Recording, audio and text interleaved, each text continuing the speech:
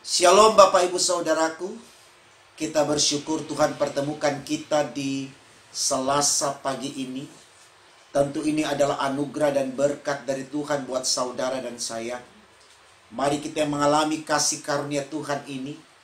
Kembali kita bawa kesediaan kita untuk menerima firman Allah.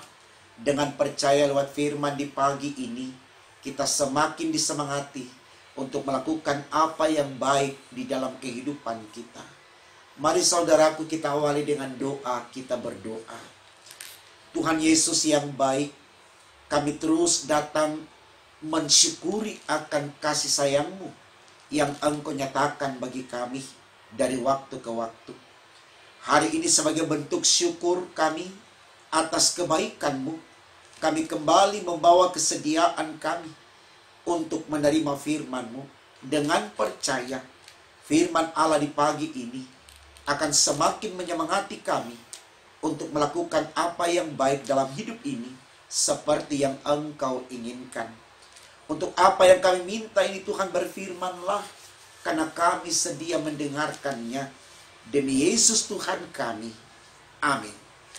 Saudaraku, bacaan Alkitab kita di Selasa pagi ini terambil dari kitab Nehemia 3 ayat 28 hingga 30.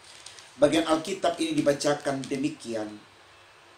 Mulai dari pintu gerbang kuda, para imam mengadakan perbaikan masing-masing di depan rumahnya. Di samping mereka, Zadok bin Imer mengadakan perbaikan di depan rumahnya. Di sampingnya, Semaya bin Sekaya, penjaga pintu gerbang timur. Di sampingnya, Hananya bin Selenya dan Hanun, anak Zalaf yang keenam, memperbaiki bagian yang berikut. Di samping mereka, Mesulam bin Berekia mengadakan perbaikan di depan biliknya. Saudaraku, tema renungan kita di Selasa pagi ini dituliskan demikian dalam Sabda Bina Umat, kerendahan hati. Bapak Ibu Saudara yang diberkati Tuhan, di masa-masa pandemi ini, gampang sekali manusia digoda untuk emosi, untuk cepat marah. Karena kita paham betul di masa-masa pandemi ini, kesulitan hidup luar biasa, baik dari segi ekonomi, juga tentunya berpengaruh dalam kehidupan sosial, baik yang menyangkut pekerjaan dan juga hal-hal yang sifatnya spiritual. Tidak ada manusia yang tidak bergumul di masa pandemi ini, saudaraku. Entah dia berpangkat atau terkenal, atau mungkin dia kaum awam atau orang biasa saja di konteks kehidupan yang majemuk atau di dalam masyarakat. Sekali lagi saudaraku, mau ditegaskan di awal khotbah ini bahwa tidak sedikit manusia, mungkin juga termasuk saya dan Bapak Ibu di dalamnya, yang gampang sekali marah, emosi, tersinggung, yang membawa kita untuk tidak bisa mengendalikan diri dalam pengertian tidak bisa memiliki kerendahan hati seperti yang ditulis di tema khotbah kita. Nah saudaraku, tentu ini baik untuk kita lihat, baik untuk kita renungkan, lalu kemudian kita maknai. Sebab kalau kita mau jujur, kenyataan yang kita hadapi di saat ini dengan emosi, dengan marah, dengan gampang sekali merasa tersinggung dan sebagainya, justru tidak memberi jawaban apa-apa di dalam kehidupan kita. Malah kalau kita mau katakan dengan jujur sekali lagi, situasi ini semakin memperburuk kehidupan sosial kita, kehidupan ekonomi kita. Karena tentunya di situasi di mana kita menjadi orang yang arogan, sulit orang menerima kita. Dan tentunya kita pun tidak bisa bekerja dengan maksimal. Bahkan kondisi ini kemungkinan besar bisa membawa kita kepada keadaan tubuh yang sakit. Karena kita selalu dikuasai dengan marah, ya, dan sebagainya. Sekali lagi, apa yang diarahkan oleh tema khotbah kita, kerendahan hati, ini sesuatu yang baik sekali untuk kembali merubah kebiasaan kita di masa pandemi, khususnya saat ini, untuk mencoba menelaah, memahami kehidupan yang kita lakoni ini, dalam proses yang kita jalani ini, betul-betul dengan kerendahan hati.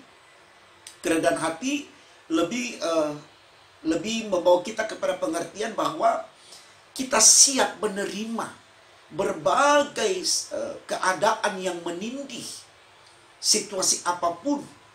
Karena dengan kerendahan hati, cenderung kita bisa mengoreksi diri kita, kita bisa mengintrospeksi diri kita, dan kita bisa membawa diri kita ke dalam meditasi yang betul-betul memahami bahwa di situasi ini saya harus menedukkan hati saya, menenangkan jiwa saya, pikiran saya, perasaan saya, untuk dikonsentrasikan kepada Allah, supaya Allah yang ada dalam perenungan diri saya, lewat meditasi yang saya lakukan, saya mendapatkan spirit, saya mendapatkan penguatan, saya dimotivasi, saya diberikan kekuatan.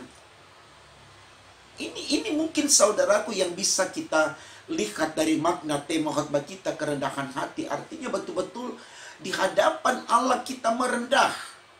Yang tentunya kalau kita sudah merendah di hadapan Allah, itu akan terbawa dalam realitas kehidupan kita di tengah pertemanan, pergaulan, di dalam membangun hubungan pekerjaan dengan siapapun.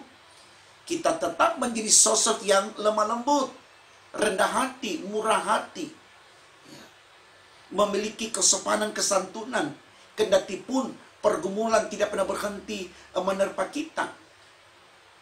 Dan saya sangat yakin kalau kita bawa diri kita dalam kepribadian yang demikian, saudaraku, tidak ada orang yang tidak akan menerima kita. Karena di situasi di mana mereka juga mengalami kegersangan, katakan demikian, mereka membutuhkan orang-orang yang bisa mengademkan kembali situasi panas, katakan demikian, yang mereka hadapi. Kalau kita juga datang dengan arogansi kita, emosional kita, maka tentu mereka yang juga dalam kondisi terpuruk, yang lagi emosi, lagi marah, ini akan membakar, akan membakar hati mereka, sehingga ketika semua pihak dalam keadaan panas, tidak ada kerendahan hati, tidak ada kelemah lembutan. Dan saya sangat yakin situasi hidup yang kita alami semakin meresahkan, semakin menggelisahkan. Nah, ini saudaraku yang dipahami oleh para imam dalam bacaan kita. Para imam itu dalam status sosialnya di mata masyarakat dan di mata umat adalah orang-orang yang terpandang, orang-orang yang punya jabatan, orang-orang yang terhormat. Tapi para imam memahami konteks di mana mereka sedang membangun bait Allah pada waktu itu, membutuhkan penguatan dari orang-orang yang ada di sekitarnya. Jadi, kalau para imam ini ada di hadapan mereka, atau ada di antara mereka dengan arogansi mereka, dengan emosional dan sifat pemarah mereka, pekerjaan membangun ini tidak akan selesai. Karena orang-orang yang ada di sekitarnya sangat membutuhkan pengayoman, penuntunan, penyertaan, disertai, dituntun untuk bisa proaktif secara total di dalam melakukan pembangunan yang sedang mereka kerjakan. Dengan kata lain, para imam di sini, saudaraku, walaupun mereka punya status sosial terpandang, terhormat, mereka tidak ada sebagai bos, katakan demikian. Kita bisa bilang mereka ada sebagai motivator, memberikan pendampingan yang hangat, yang teduh, dengan tentu hati yang penuh kerendahan, seperti teman kita katakan. Ini penting sekali, saudaraku. Di masa-masa pandemi ini penting sekali setiap anak-anak Tuhan, warga gereja, yaitu saya dan Bapak Ibu, memiliki kerendahan hati. Karena sekali lagi kita mau marah-marah, kita mau kejam, kita mau menjadi orang yang emosional, orang yang keras hati, toh tidak menjawab, saudaraku. Tidak sedikit orang menggunakan hal-hal itu untuk mencapai tujuannya. Dia pikir ketika dia keras, dia kasar, orang takut dengan dia, lalu dia dapatkan sesuatu yang dia inginkan. Tidak, saudaraku. Tidak demikian. Karena memang kenyataannya Allah sangat membenci dengan kekerasan. Allah sangat membenci orang yang arogan, yang emosional. Jadi ini penting sekali, saudaraku, supaya kita betul-betul mau memahami kehadiran kita sebagai pribadi-pribadi yang memiliki kerendahan hati. Karena Yesus meneladankan itu. Dia dicaci maki, dia dihina, dia difitnah, dia dianiaya. Dia hadapi dengan kerendahan hati dalam pengertian dia tidak menunjukkan arogansinya. Yang kalau kita boleh katakan, ya, dia hanya menyentil saja. Orang-orang yang sadis itu, mereka akan kehilangan kekuatannya.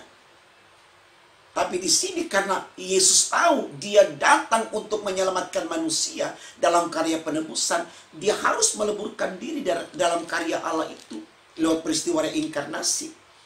Dia tidak harus menjadi orang yang arogan, yang emosional, yang sok berkuasa dan kuat, tidak. Tapi dia meleburkan dirinya.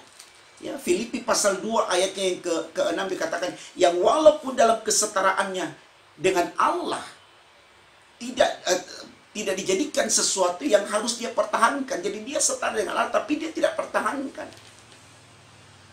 Malah di ayat 7 dikatakan, malah dia mengosongkan dirinya dan mengambil rupa seorang hamba dan menjadi sama seperti manusia. Ya. Sama para imam di sini, dia mengosongkan dirinya. Dia tidak bawa dirinya sebagai seorang imam yang terhormat, seorang bos dalam sebuah komunitas, tidak. Tapi dia ikut bekerja. Itu dikatakan, saudaraku, di dalam ayat 28 dikatakan, mulai dari pintu gerbang kuda, para imam mengadakan perbaikan. Jadi para imam juga bekerja. Nah, kadang-kadang kalau dalam gereja, kalau kita sudah jadi KMJ misalkan, kita sudah jadi penatua misalkan, kita sudah jadi PHM misalkan, sulit kita mau turun untuk bekerja. Ini sesuatu yang keliru, saudaraku. Kita ditempatkan Allah menjadi pelayan di sana, bukan untuk jadi tuan, tapi jadi hamba. Untuk menjadi pelayan yang melayani tentunya. Karena Yesus datang dia katakan, aku datang bukan untuk dilayani, tapi untuk melayani. Jadi mari saudaraku, kita pahami firman di pagi ini benar-benar dalam pengertian iman bahwa di masa-masa pandemi sekarang ini, kita butuh orang-orang yang memiliki kerendahan hati. Dan mari kita mulai dari diri kita.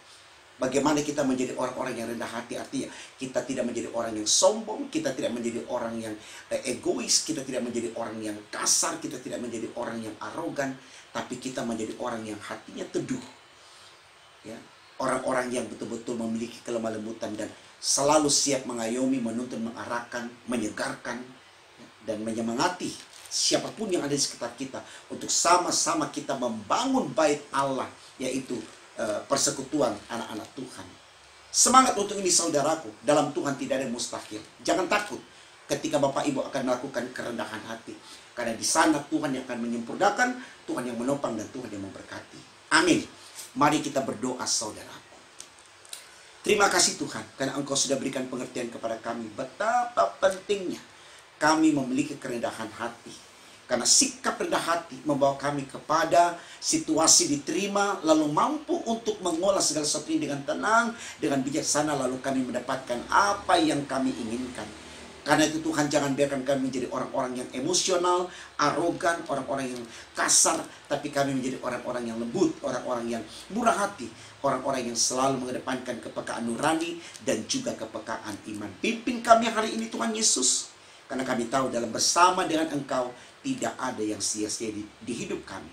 Di dalam nama Tuhan Yesus kami sudah berdoa kepada Bapa di sorga. Haleluya, puji Tuhan. Amin.